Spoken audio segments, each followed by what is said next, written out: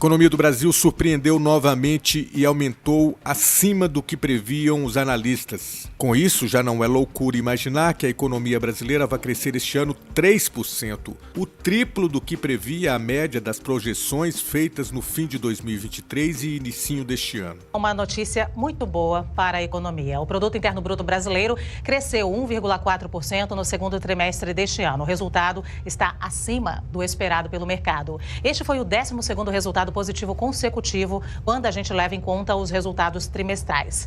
O número foi divulgado hoje de manhã pelo IBGE. Segundo os dados, a alta foi puxada pela indústria, que cresceu 1,8%, e pelo comércio, que teve um aumento de 1%. Os dois setores compensaram a queda de 2,3% da agropecuária, que sofreu com a perda da safra do milho e da soja.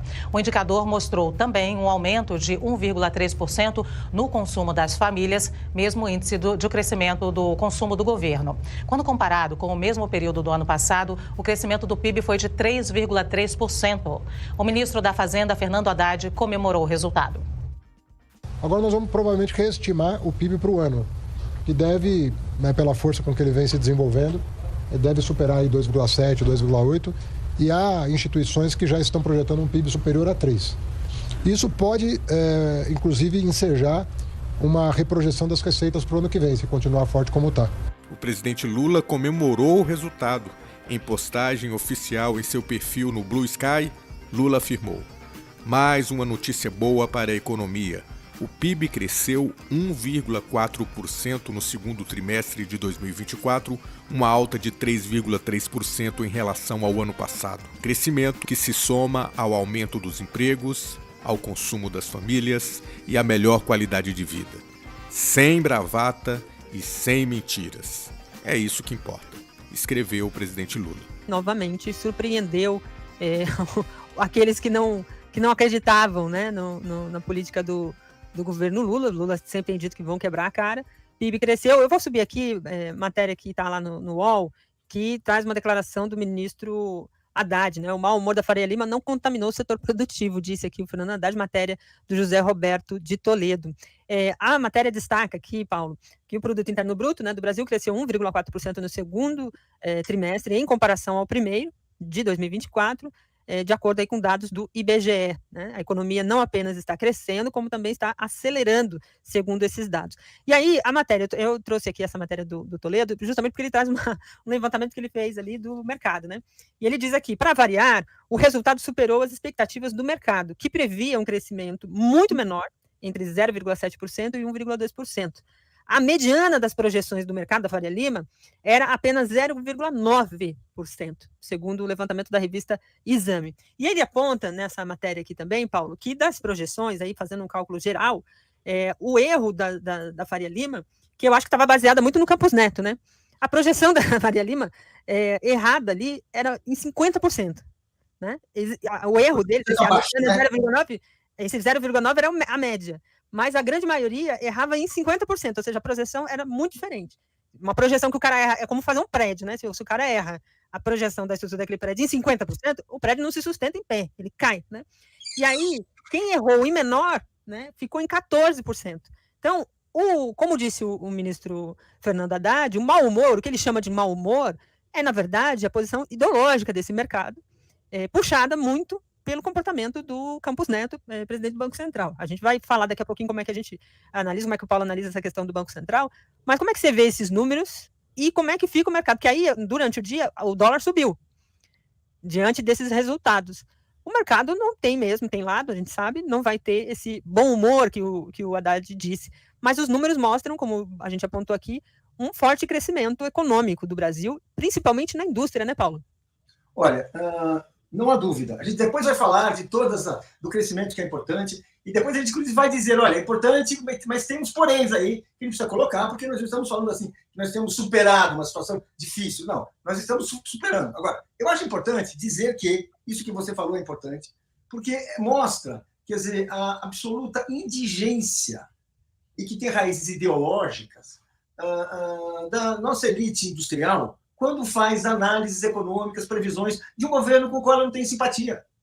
Vamos dizer assim, é evidente que você só chega nesse resultado tão diferente do resultado real, tão assim, você cria assim, um pessimismo desse tipo, porque você já tem um pressuposto ideológico e para você enxergar o que está acontecendo.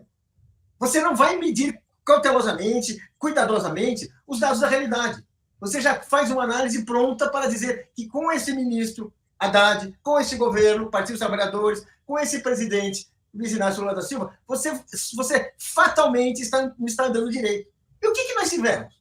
Um crescimento de 1,4% no trimestre, em relação ao mesmo trimestre do ano anterior. Isso não é pouca porcaria. Na indústria, o crescimento foi de 1,8%. Gente, estamos falando da indústria, aquele setor da economia que é precioso, que todo mundo quer desenvolver, que todo mundo reconhece a importância e que está cada vez mais difícil tomar o passo. E isso está acontecendo. Também tivemos um aumento no consumo das famílias.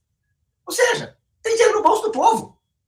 Mas assim, e isso agora, tudo isso, o que era? Isso aí por acaso estava nos jornais? Isso aí estava sendo dito, olha, tem cidade. Não, tudo isso estava assim. Por quê? Porque é incapaz de enxergar, é incapaz de olhar por motivos, assim, ideológicos. Porque assim, existe uma predisposição mental de que esse é um governo que não pode dar certo.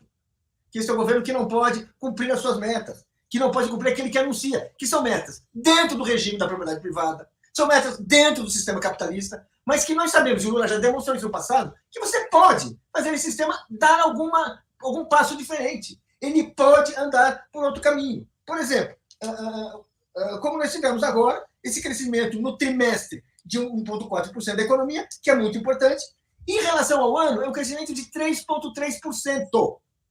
Isso é bom. Isso é muito bom. Mas, assim, não é aquilo que nós queremos. Nós acreditamos que o governo pode até ter um crescimento maior, mas para esse início é muito importante. Ele afasta qualquer daqueles também fantasmas ideológicos, que o governo não vai dar certo, que esse governo vai tomar medidas irresponsáveis, que ele não vai conseguir dar conta de uma situação econômica difícil, mas, pelo contrário, ele está conseguindo dar um início a esse crescimento. Então, vamos dizer assim, isso é muito importante. Quer dizer, vamos dizer, será preciso, se nós quisermos dar um passo maior, fazer novos ajustes? Será preciso, se nós quisermos dar um passo maior, fazer mudanças? Sim. O primeiro passo já foi feito. Vamos substituir o presidente do Banco Central, que é o elemento fundamental, porque nas economias modernas, nas economias financiarizadas, o fundamental é a taxa de juros, que é aquela que orienta os investimentos do futuro, portanto, orienta o futuro da economia em que vive a maioria dos brasileiros, e aquilo que orienta as ações do governo. Colocamos no Banco Central um economista que tem uma outra orientação, uma outra história. Até que ponto vamos ter mudanças? Não sabemos.